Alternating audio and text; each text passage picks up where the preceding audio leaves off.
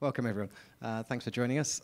This next session on this track around the personal information economy and the way our data is going to be used to generate value in the future and potentially, hopefully, more of that control being put in our own hands.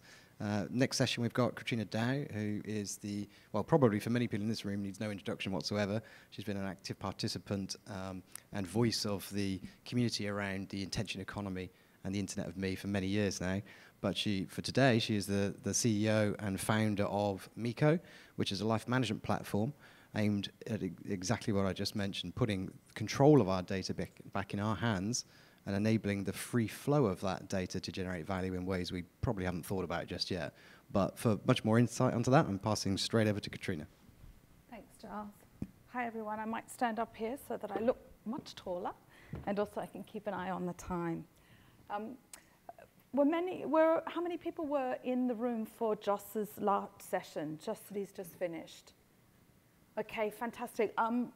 Great to follow Joss because there were many of the insights that he just shared, and I'll pick up on those threads that start to look at why this is so important, that we as individuals start to become part of the value chain, really. So what I want to talk to you about, I'm going to whiz through some slides in under 20 minutes on the API of me, and then I'm more than happy to take questions at the end. And I just need to try and find a way to, maybe I do need to stand down away from those lights. So I'd like to start off with a very short 90-second video that gives you a sense of the vision that we at Miko have for each of us and what we think is possible. And then I'd like to talk to you about how we think business models are starting to change. And this connects directly back to the points that Joss talked about in terms of collecting information and the importance of privacy and permission, and where we are starting to see changes in terms of models.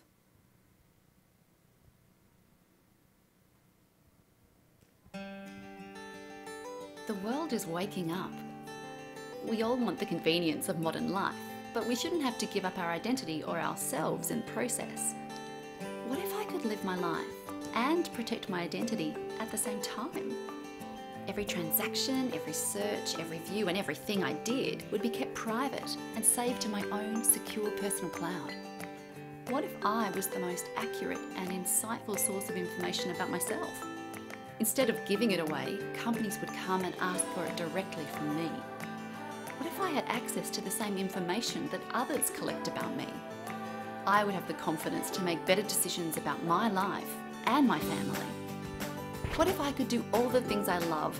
Shop, play, search, read, vote, watch, learn, agree, disagree, and be rewarded with actionable insights into my life?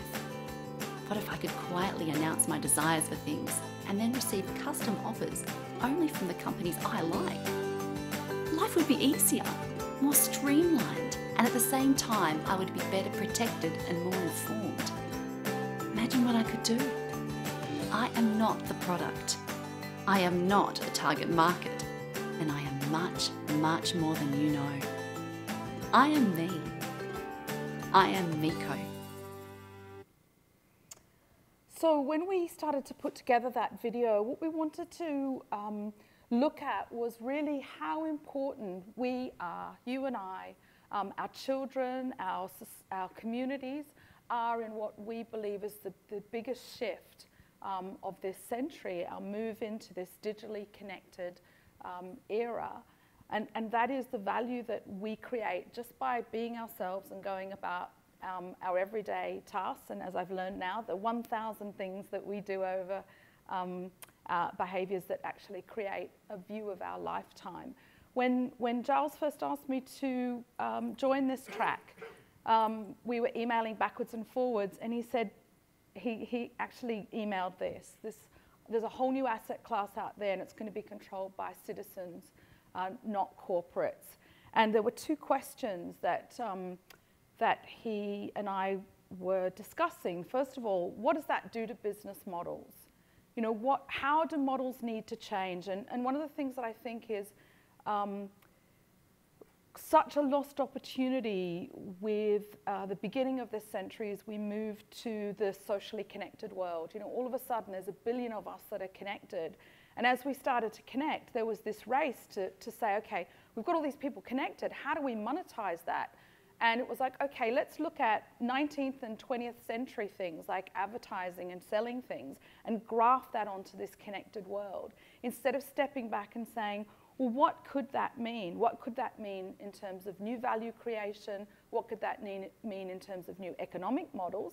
And more importantly, what does this emerging technology landscape allow us to do that we've never been able to do in the history of mankind previously?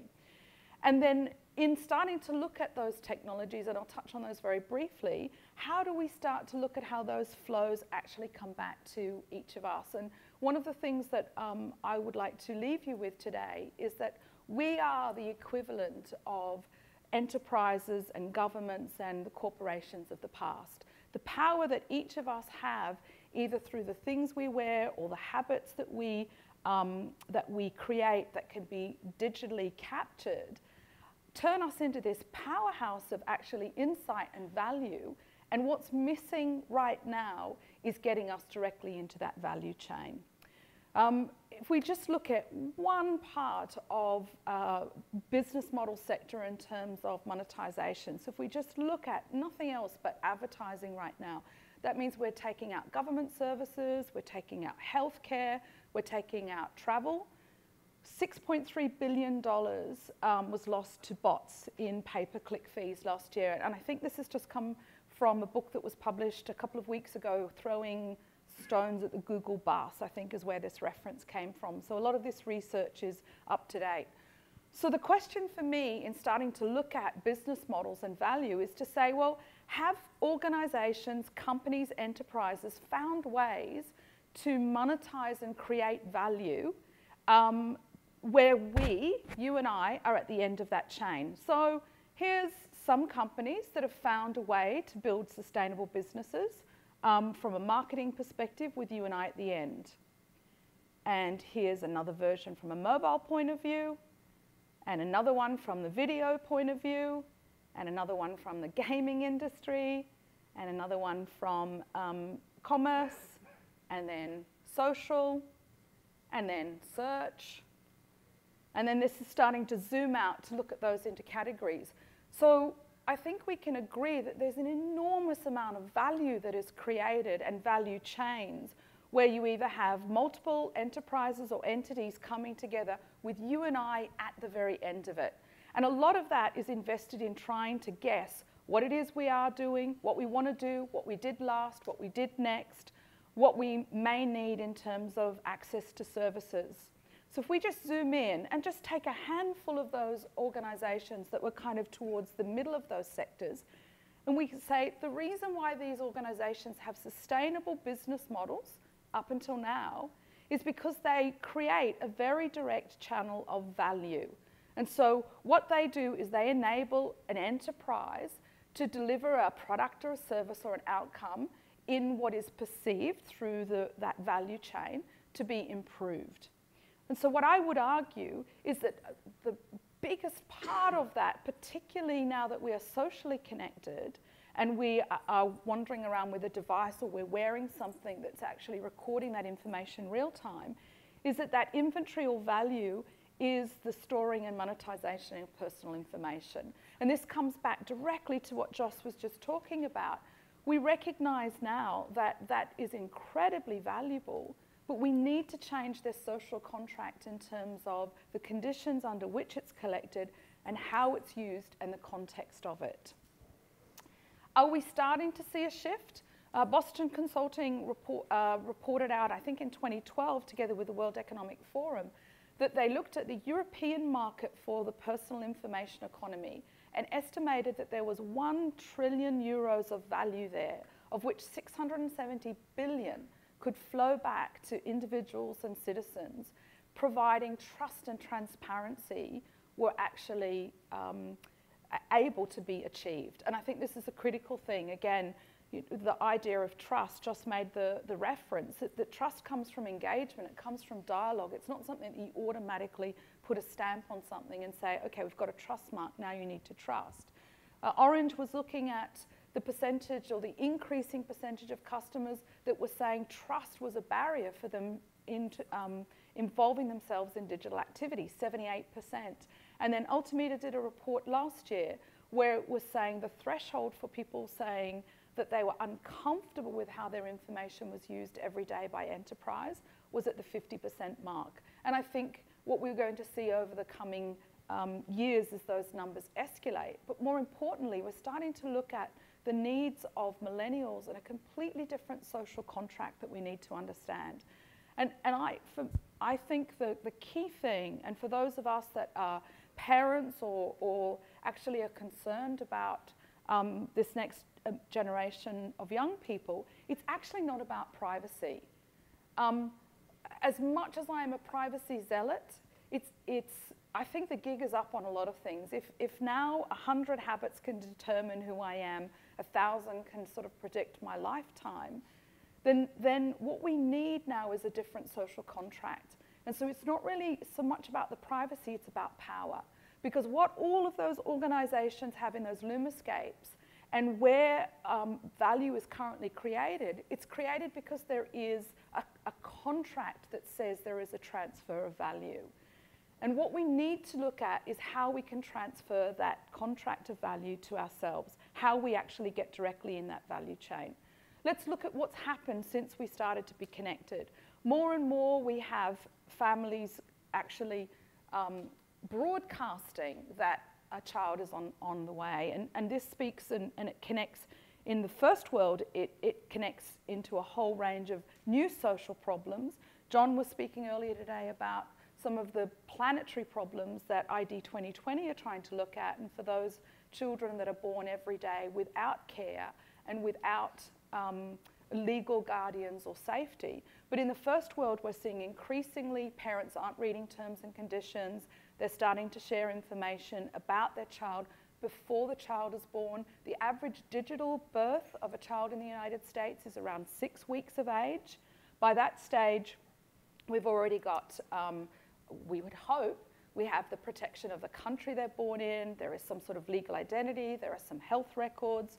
We move very quickly into wearing some kind of device or monitoring the baby at home, hopefully from a security perspective. Hopefully the parents have had a look at the IoT device and realize they're not streaming that directly to the outside world.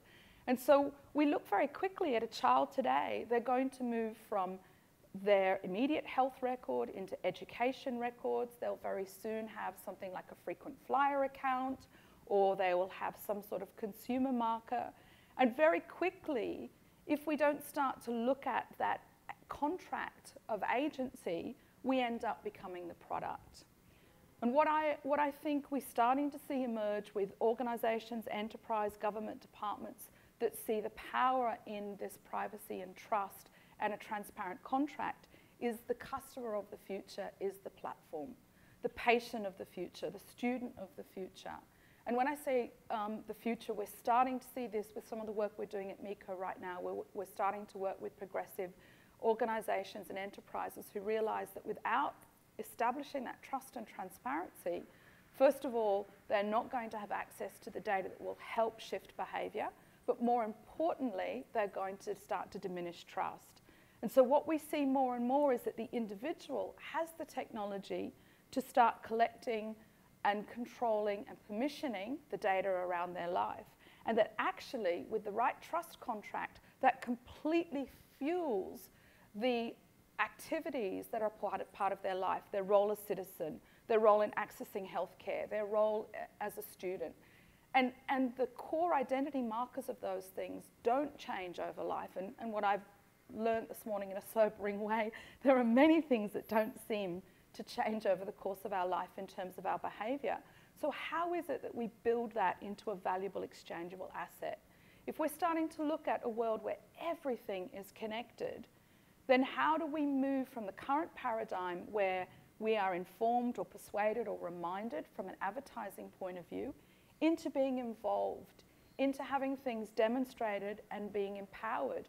If a tiny nudge of behavior around our health might make a decade of difference at a different time in our life, in a latter part of life, How do we bring those interventions in early? How do we move and help the enterprises and the government services that we connect with move from products and services to outcomes and experiences? We know that data is a critical part of solving that problem. And we know that big data has delivered in some ways on the idea of accurate and real time. We know the surveillance economy is able to predict out the likelihood of us doing something. But I think there are two really critical parameters which we as individuals bring into this equation that create enormous value. And that is context and that is intention. Not the thing I Googled and bought yesterday that I now have to be spammed about for weeks and weeks to come. But now that experience is complete, what is the next thing that I want to do? And how can we start to build a direct value stream around intent where privacy and trust is part of that? And this is the work that we've been doing over the last 6 months. We launched in London and in Australia an initiative called Miko, Me2B Labs, where we actually work with enterprise and government to say there are lots of customer-centric or patient-centric initiatives that are important to you right now. What if you brought in the most valuable part of your new value chain to help you design those things in a way that actually affects not only the outcomes that you want, but starts to build new forms of value? And the key thing that we are focused on starting straight out is the give to get. There's a lot of information you have right now as an organisation, as a government department, that would be really helpful to give back. I was in a session yesterday around health, and I think I'm not sure if I've correctly said this, is the Blue Button Initiative, where there is already evidence to say that Americans are logging on, they're looking at their health records, and the more that they look at those records, the more engaged they're becoming. So the start of this journey is actually saying, look, we have all of this data on you. How do we give this back to you in a way that is meaningful? How do we help you understand what that means? And then how do we build a trust contract for how we can deliver services to you that are maybe more meaningful? This is just some key outtakes of a few of the labs that we've done over the last few months. And what we're starting to see is that 87% of participants were interested in using their data in a direct value exchange if the trust and transparency and the parameters were established. 94% of participants would continue to use a consent layer if it was simple and it was embedded in the normal day-to-day digital customer flows, if that was offered to them. We saw that trust or participation was highest with government, finance, and local business. There's a huge opportunity in the SME market. We are still tribal people. You know, we do things within the villages we live. We build up these trust relationships because we're recognized in the street or where we buy our coffee. There's huge opportunities at actually a local, in our local environments to create new value. And then the interesting thing that we saw, one of the things we did with a large bank, was that they recognized that by building up that trust, they actually started to understand different things about the family unit that actually led to them questioning whether or not there were new outcomes and experiences they could enable that they had never actually thought about before, because the fact find or the application or the information that they collect is, you know, name, date of birth, income, salary, etc., etc. They weren't really focused on the lifestyle of the family and therefore actually understand the family as a unit. So how do we achieve this? How do we move to minimal viable collection with maximum viable access? And I think this comes back to context. This is the critical thing. If you're monitoring me today because you're my doctor and you think that I might be at risk of type 2 diabetes, I need to have a different contract with you than if you are my insurance company that's saying that I had some evidence of a pre-existing condition. And this is really where we need to be focusing on the innovation and the insight in terms of being able to help design these customer experiences, these patient flows, where the trust and the consent can be informed, and it can come in at the right point where it doesn't create friction, but it actually helps the person understand the value of sharing that information.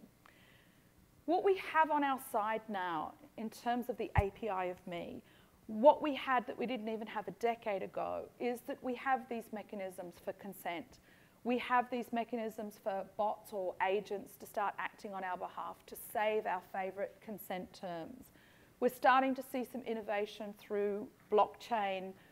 We're starting to see how simple it can be if this then that, and then smart contracts.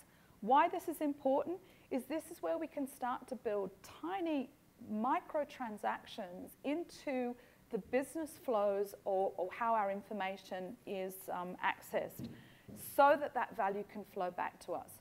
And this is really what organizations have been able to do enterprise to enterprise for decades. You know, look at any SaaS model. It's based on a license agreement. It's based on specific events that can be monitored and measured, and then a value transfer.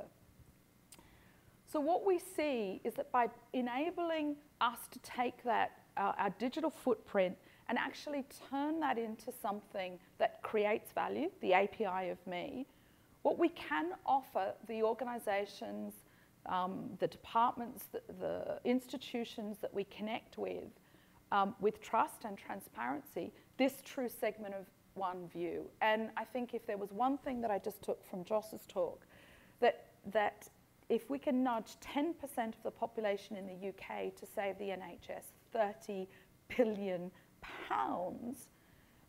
that's a huge amount of value. Now, take that down to an individual level, take that down to a household level, take that down to a community level. And I come back to the point that it's not about privacy, it's actually about power and agency. We are starting to have the same capability on our wrists that it took to put a man on the moon in terms of a mainframe. We're walking around with this. We actually are starting to have the technology and the means to create this value. Now what we need is to start working at how we can create the exchange of this value. And from our perspective, we see this as a new paradigm, whether or not you call it the me economy or the me ecosystem or me commerce. The key takeaway here is that we individually and collectively create and can create the same kind of value that enterprise has to enterprise in previous generations. And I think when we start to look at the digitally connected millennial, this is a huge opportunity to create not just new models, but new economic flows, and I hope a new asset class for generations to come. Katryna, thanks. I think you did a great job on time, so I think we do have a few minutes for questions, if there's any burning questions for Katryna. Katryna, I've probably got one. I'll get things started a little bit. It's a little bit similar to what I asked Joss, actually, is that you've been working recently with some very large global organizations, and they don't take things lightly. They don't spend money lightly. Some people might argue differently, but what are you seeing is their real interest in this? Why do they believe they have to be talking to you and they have to understand this shift in control? I think the biggest reason is that they understand tiny incremental shifts in terms of behavior make a difference. There is this movement away from selling something to actually understanding the context of a customer's life. That's either relied on surveillance type data or monitoring. And when you start to look in the European context, which is slightly different to the US, there are drivers. There's the there is the GDPR, which is some regulation that's coming around how privacy and personal information can be used, and another piece of legislation, PSD2, that is going to force organizations to actually open up data for decision enablement to customers.